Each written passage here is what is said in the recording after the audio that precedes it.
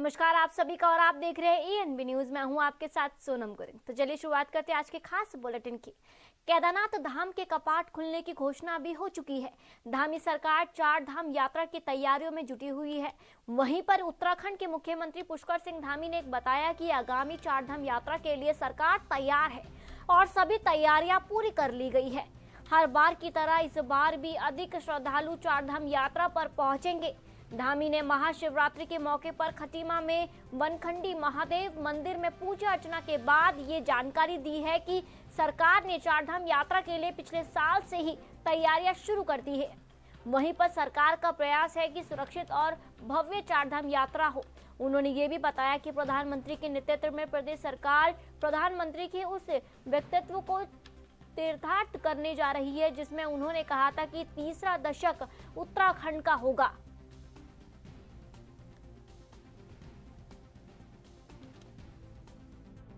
22 अप्रैल को जो भगवान भोलेनाथ बाबा केदार के कपाट खुलने जा रहे हैं, उसके लिए क्योंकि हमने सारी तैयारियां प्रारंभ कर दी हैं और पिछले साल की यात्रा जब पूरी हुई थी उस यात्रा के पूरा होते ही हमने नई यात्रा की तैयारियां प्रारंभ कर दी थी। यात्रा और अच्छी हो, भव्य हो, सुरक्षित हो और श्रद्धालु हर वर्ष बढ़ रहे हैं। बाबा केदार के धाम में हो या भगवान बद्री विशाल के दर्शन करने हो, यमुनोत्री, गंगोत्री हो, हेमकुंड साहब हो या आदि कैलाश की यात्रा हो, माँ पूर्णागिरी का स्थान हो, हर एक जो धार्मिक जागेश्वर धाम हो, सब स्थानों पर बड़ी संख्या में श्रद्धालुओं का आना हो रहा है।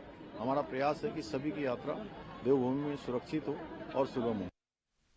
उत्तराखंड के मुख्यमंत्री पुष्कर सिंह धामी ने अपने खटीमा दौरे के दौरान सिविल न्यायालय पहुंचकर अधिवक्ताओं के लिए लगभग 1 करोड़ रुपए की लागत से बने नए चैम्बर्स का उद्घाटन किया। इस मौके पर खटीमा बार एसोसिएशन के पदाधिकारी और अधिवक्ताओं ने चैम्बर निर्माण पर खुशी जताते हुए मुख्यमंत्री का आभार व्यक्त किया।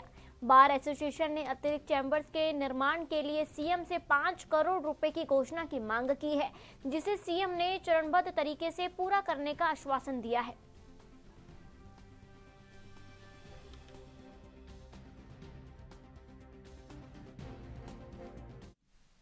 चलिए बढ़ते अगली खबर की ओर। देहरादून में भारतीय जनता पार्टी की कोर कमेटी की अहम बैठक आयोजित की गई, जिसमें आगामी विधानसभा चुनाव की रणनीति और समसामयिक मुद्दों पर चर्चा की गई। भाजपा प्रदेश अध्यक्ष महेंद्र भट्ट ने मीडिया से बातचीत में बताया कि 23 मार्च को प्रदेश सरकार के 4 साल पूरे हो रहे हैं और इस मौके पर एक बड़ी रैली आयोजित की जा रही है। उन्होंने ये भी जानकारी दी कि टिकट बंटवारा फिलहाल कोई मुद्दा नहीं है और पार्टी चुनाव में एक सशक्त रणनीति के तहत लड़ेगी। भाजपा सरकार तीसरी बार रिपीट करेगी।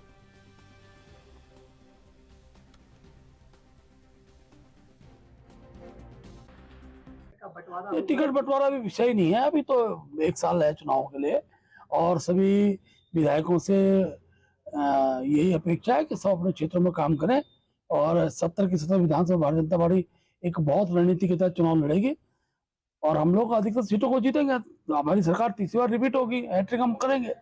और सबसे बड़ी बात क्या है कि इस बार 23 मार्च को सरकार के 4 वर्ष पूरे हो रहे हैं, तो उस कार्यक्रम की दृष्टि में बड़ी रैली उत्तराखंड में किसी स्थान पर करेंगे, जिसकी घोषणा हम कुछ दिन में आपको बताएंगे। उत्तराखंड में तेजी से बढ़ रहे अपराध पर लगाम लगाने के लिए पुलिस सख्त हो गई है, जिसके तहत अब पूरे प्रदेश में सत्यापन अभियान चलाया जाएगा। अभियान के तहत संदिग्धों पर कार्रवाई की जाएगी। अवैध रूप से रह रहे विदेशी नागरिक, घुसपैठिया या बांग्लादेशी और संदिग्ध बाहरी व्यक्तियों को चिन्हित कर सख्त कार्रवाई की जाएगी। आपको मैं ये भी जानकारी दे दूं कि सत्यापन अभियान में पुलिस, एसटीएफ, एसओजी और LIU इकाइयों को शामिल किया जाएगा, जिसके तहत होम डिलीवरी एजेंट से लेकर इंडस्ट्रियल एरिया रजिस्ट्रेशन, वहीं पर residential apartments, PG, hostels, ashrams, gym और स्पा सेंटर्स पर विशेष फोकस रहेगा। साथ ही थाना स्तर पर विशेष टीमें गठित की जाएगी और नियमित समीक्षा होगी, जिसमें जवाबदेही भी तय की जाएगी।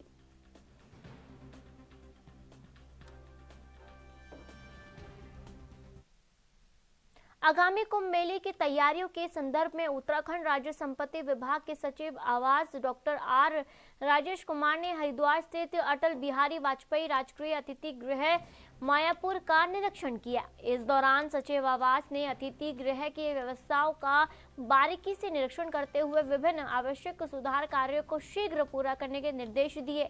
निरीक्षण के दौरान भवन की छत से पानी टपकने की समस्या सामने भी आई है, जिस पर सचिव आवास ने संबंधित पीडब्ल्यूडी अधिकारियों को शीघ्र मरम्मत कार्य शुरू करने के निर्देश भी दिए हैं। साथ ही विद्युत व्यवस्था में सुधार और मरम्मत कार्य को समयबद्ध तरीके से पूरा करने की बात कही है। डॉक्टर आर राजेश कुमार ने कहा कि कुंभ मेला 2027 को ध्यान में रखते हुए अतिथि गृहों की सुविधाओं को बेहतर बनाना प्राथमिकता है, ताकि आने वाले अतिथियों और अधिकारियों को उच्च स्तरीय व्यवस्थाएं उपलब्ध कराई जा सके। इस दौरान उन्होंने room, dormitory, parking, driving hall, आपको बता दें dining hall, kitchen, meeting hall और वीआईपी रूम का भी निरीक्षण किया।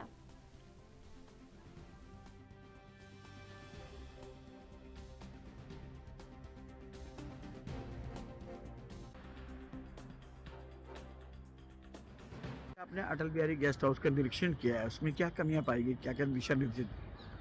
देखिए, राज्य संपत्ति विभाग के अंतर्गत अटल बिहारी वाजपेयी गेस्ट हाउस जो हरिद्वार में स्थित है, ये काफ़ी इम्पोर्टेंट है, हमारी परिसंपत्ति है। और कुंभ मेले के दृष्टिकोण से भी जो है ये काफ़ी इम्पोर्टेंट हमारी परिसंपत्ति है। इसका मौका मुआयना करने आज मैं यहाँ पे पहुँचा हूँ और यहाँ पे जो थोड़ी बहुत कमी पेशी है उसको ठीक करने के निर्देश दिए गए थे। ज़्यादातर यहाँ पे थोड़ा बहुत सीलन इत्यादि के इश्यूज़ थे, इसको ठीक करने के लिए कहा गया है। कुछ टूट भी कुछ जगहों पे पाई गई कुछ रूम्स में, तो उसको भी ठीक तत्काल जो है ठीक करने के लिए कहा गया है। और बाकी इलेक्ट्रिकल इत्यादि जो है उसको भी ठीक करने के लिए कहा गया है। इसके बाद में लगभग 1-1.5 महीने बाद आके दोबारा जो है निरीक्षण करूँगा और इंस्ट्रक्शंस पीडब्ल्यूडी को दिया गया है कि उससे पहले जितनी भी खामियां हैं उसको ठीक कर दिया जाए। देहरादून में एआईसीसी इंचार्ज और कांग्रेस सांसद कुमारी शैलजा ने कहा कि कांग्रेस कार्यकर्ता और जनता में जोश है, क्योंकि पार्टी भ्रष्ट सरकार के खिलाफ आवाज उठा रही है। कुमारी शैलजा ने बताया कि कांग्रेस इस भ्रष्टाचार से ग्रस्त सरकार को चुनौती दे रही है और राहुल गांधी के नेतृत्व में लड़ाई जारी रखेगी। उन्होंने ये भी बताया कि हम तख्ता पलटेंगे और एक अच्छी सरकार लाएंगे। कुमारी शैलजा उत्तराखंड प्रदेश कांग्रेस के विरोध मार्च में शामिल भी हुई है, जो परेड ग्राउंड से लोक भवन तक निकाला गया।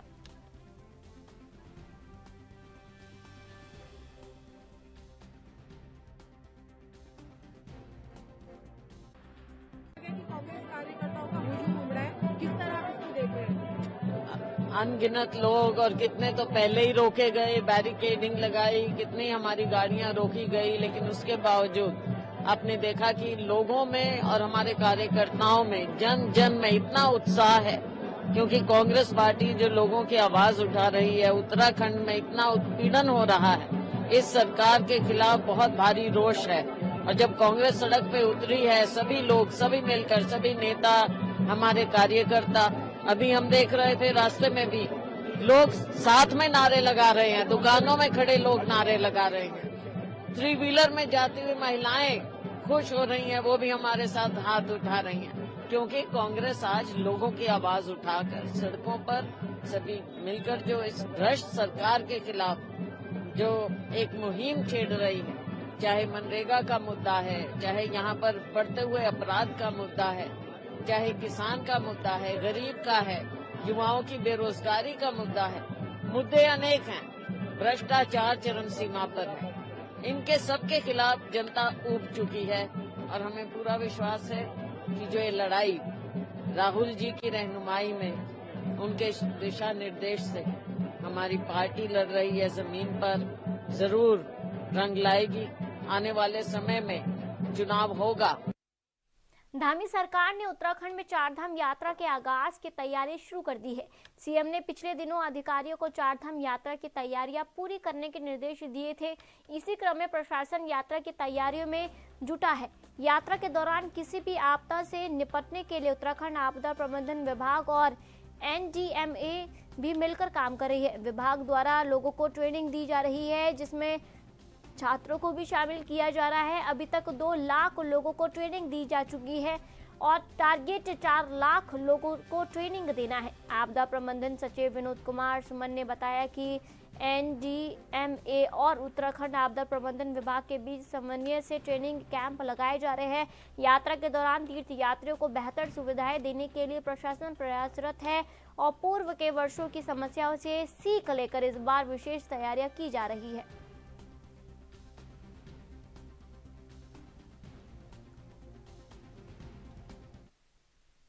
उत्तराखंड शासन ने भ्रष्टाचार और लापरवाही के खिलाफ जीरो टॉलरेंस नीति अपनाते हुए ऋषिकेश के सब रजिस्ट्रार को निलंबित कर दिया है। ये कार्रवाई जिलाधिकारी सिविन बंसल की जांच रिपोर्ट पर आधारित है। बीते माह औचक निरीक्षण के दौरान आपको बता दें स्टैंप चोरी और फर्जी कार्मिकों का खुलासा हुआ है, जहां बताया जा रहा है कि करोड़ों की स्टैंप चोरी और सरकारी राजस्व में गड़बड़ी की घटनाएं सामने आई हैं। जिलाधिकारी ने साफ कहा कि जनता का उत्पीड़न और राजस्व की हानि बर्दाश्त नहीं की जाएगी और दोषियों पर कड़ी कार्रवाई की जाएगी।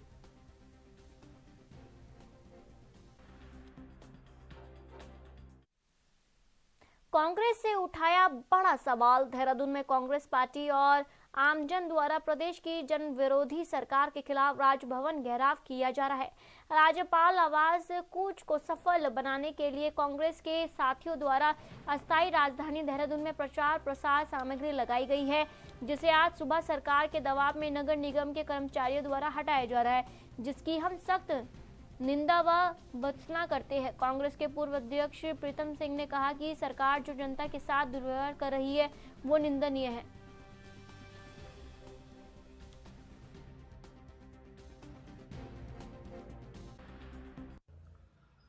आज देहरादून के अंदर राज्यपाल आवास कूच करने का काम कांग्रेस के तमाम साथी और आमजन करने का काम कर रहे हैं। इस कूच को सफल बनाने के लिए देहरादून अस्थायी राजधानी में कांग्रेस के साथियों ने प्रचार प्रसार की जो सामग्री लगाई हुई थी उसको नगर निगम द्वारा जो है हटाया जा रहा है। कई जगह हमारे साथी इसका विरोध भी करने का काम कर रहे हैं। मैं नगर पालिका प्रशासन से कहना चाहता हूं कि हमेशा भाजपा की सरकार नहीं देखी, सरकार आती है और चले जाती है और इस तरीके का कृत्य निश्चित रूप से असहनीय है। मैं पुलिस प्रशासन को भी, जिला प्रशासन को भी और सरकार को भी कहना चाहता हूं कि आज का जो कूच है वो ऐतिहासिक होने जा रहा है और ये कूच सरकार के ताबूत में कील ठोकने का काम करेगा। इसलिए इस तरीके का कृत्य अगर अधिकारी करेंगे तो निश्चित रूप से इसको जो है कांग्रेस अपने जहन में रखेगी और समय आने पर ऐसे अधिकारियों को जो है दंड देने का भी काम करेगी। मैं कांग्रेस के साथियों से कहना चाहता हूं और देहरादून और प्रदेश के आमजन से कहना चाहता हूं कि इस तरीके का व्यवहार जो है सरकार के इशारे पर अधिकारी कर रहे हैं, हम इसकी निंदा भी करते हैं, इसकी भर्त्सना भी करते हैं। वक्त हो गया एक छोटे से ब्रेक का।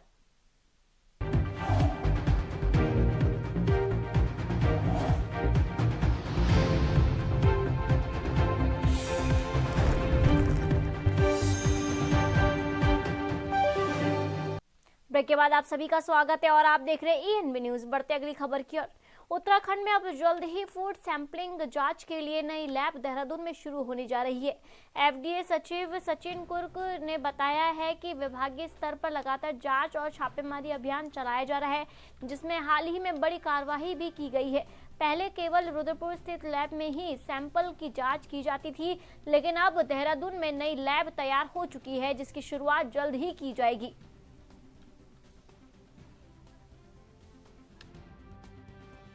देखिए, ये फूड सैंपलिंग की आप बात कर रहे हैं तो अभी तक राज्य में हमारे पास एक ही लैब थी और रुद्रपुर में थी। दूसरी लैब हमारी अंडर कंस्ट्रक्शन है जो हमारी 31 मार्च से हम उसको क्रियान्वित कर लेंगे। देखिए, ऑलरेडी जो फूड सैंपलिंग जो उसमें हमारे 4 डायमेंशंस है, उसमें से जो महत्वपूर्ण है एक ह्यूमन रिसोर्सेज का डिप्लॉयमेंट, दूसरा है जो सैंपलिंग हम करते हैं, और तीसरा है एडजुडिकेशन ऑफ द केसेस। तो जो मुख्य बिंदु है हमारा जो एडजुडिकेशन ऑफ द केसेस, तो विभिन्न जिलों में हमारे ऑलमोस्ट 937 मुकदमे सब स्टैंडर्ड जो सैंपलिंग हमको जो पकड़ी थी हमने, उसके मुकदमे पेंडिंग है। तो हम समस्त जिलाधिकारियों को इस संदर्भ में व्यक्तिगत हमने पत्र लिख के और फ़ोन पे बात करके 31 मार्च तक ये सारे मुकदमे डिसाइड करने के निर्देश उनको दिए हैं।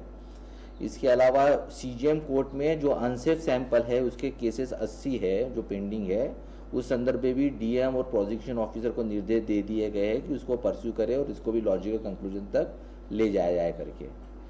इसका सैंपलिंग को और बढ़ाने के दृष्टिकोण से जो निर्देश दिए हैं, तो संबंधित assistant commissioner, food safety officer और डिप्टी कमिश्नर इसमें लगे हैं और आने वाले दिनों में इसकी संख्या और बढ़ाई जाएगी। रिसेंटली हमने देहरादून, हरिद्वार में कुछ छापेमारी की थी और कुछ सैंपल पकड़े गए थे, उसको डिस्ट्रॉय भी हमने किया है। अच्छा सर, इसी में आपने लास्ट में बढ़ते अगली खबर की ओर। भारतीय जनता पार्टी की कोर कमेटी की बैठक में प्रदेश प्रभारी दुष्यंत गौतम और सह प्रभारी की गैर मौजूदगी पर सवाल उठने लगे हैं। शनिवार को भाजपा के पूर्व राष्ट्रीय अध्यक्ष जेपी नड्डा की मौजूदगी में ये बैठक आयोजित की गई, जिसमें प्रदेश प्रभारी अनुपस्थित थे।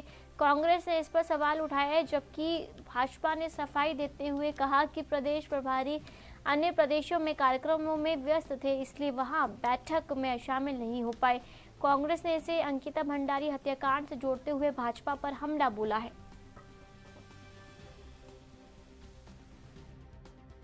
देखिए, कल आदरणीय जगत प्रकाश नड्डा जी के मार्गदर्शन में भारतीय जनता पार्टी उत्तराखंड की एक कोर ग्रुप की बैठक हुई, जिसमें बहुत सार्थक मुद्दे निकल करके आए और जो संगठन ने काम किया था पिछले दिनों में और जो सरकार हमारी काम कर रही है, इस दोनों को, संगठन और सरकार को की पीठ आदरणीय नड्डा जी ने थपथपाई और उन्होंने हमारे कार्यों की प्रशंसा की है। और जहां तक हमारे प्रभारी और सह प्रभारी की नहीं आने की बात है, निश्चित रूप से उनको हमने सूचना दी गई थी, उनका पहले से ही कार्यक्रम लगा हुआ था।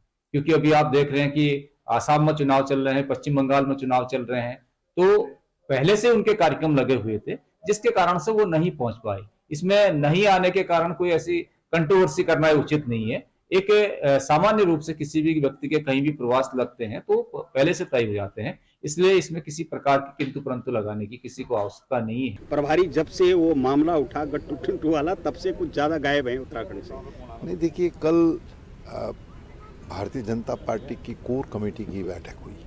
उस कोर कमेटी की बैठक में प्रभारी और सह प्रभारी का नदारत रहना इस बात का संकेत है, इस बात का सबूत है कि अंकिता भंडारी हत्याकांड में उनकी संलिप्तता है।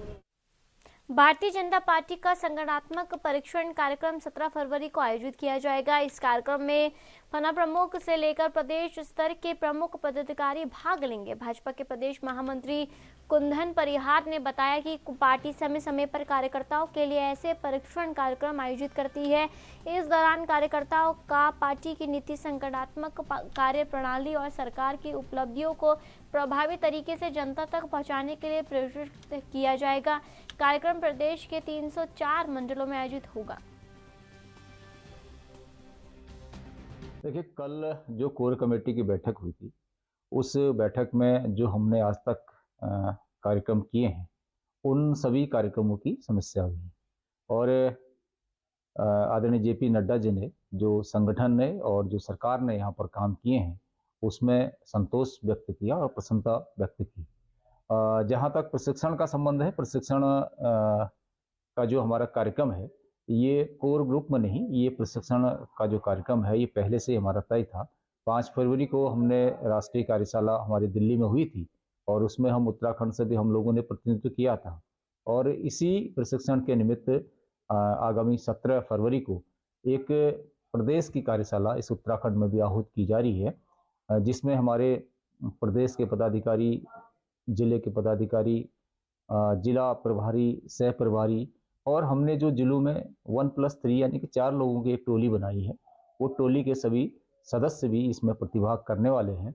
इसके पश्चात हम लोग एक जो हमारे विषय प्रमुख हैं, उन विषय प्रमुखों का भी एक प्रशिक्षण 19 तारीख को वाराणसी में होने वाला है और तत्पश्चात जो हमारे जिलों के विषय प्रमुख हैं। बढ़ते खबरों की ओर। देहरादून में बढ़ते अपराधों के बाद प्रशासन ने सख्त कदम उठाए हैं। पुलिस विभाग और जिला प्रशासन मिलकर शहर की सुरक्षा सुनिश्चित करने के लिए काम कर रही है। जिलाधिकारी सिविन बंसल ने कहा कि कम्युनिटी पुलिसिंग को संवेदनशील बनाने पर जोर दिया जा रहा है ताकि नागरिकों की सुरक्षा सुनिश्चित की जा सके। बंसल ने आगे ये भी बताया कि संदिग्धों की पहचान करने और उनके खिलाफ कार्रवाई करने के लिए टीमें अलर्ट की गई है। प्रशासन और पुलिस की संयुक्त टीम देहरादून को अपराध मुक्त बनाने के लिए काम कर रही है।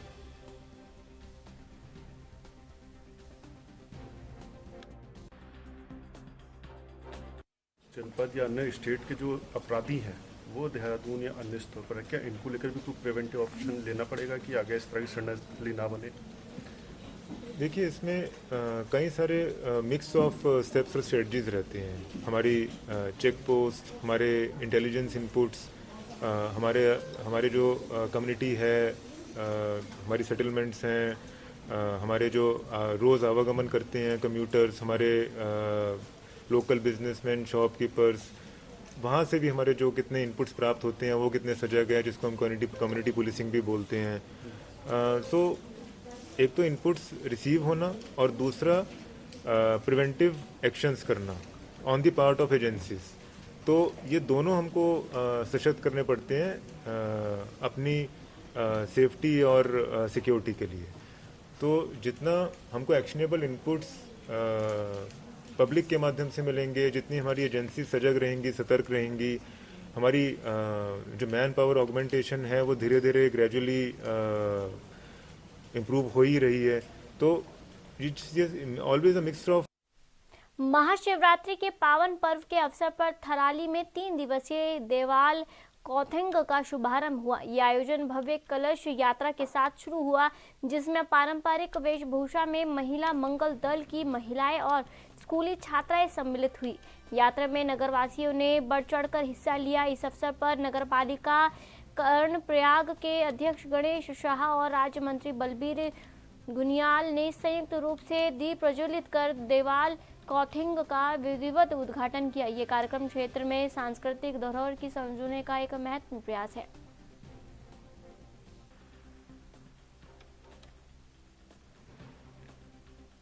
के माध्यम से जो भी दर्शकगण देख रहे हैं, मैं पहले तो उनको सबसे पहले इस महादेव के पावन पर्व महाशिवरात्रि की शुभकामनाएं देता हूं।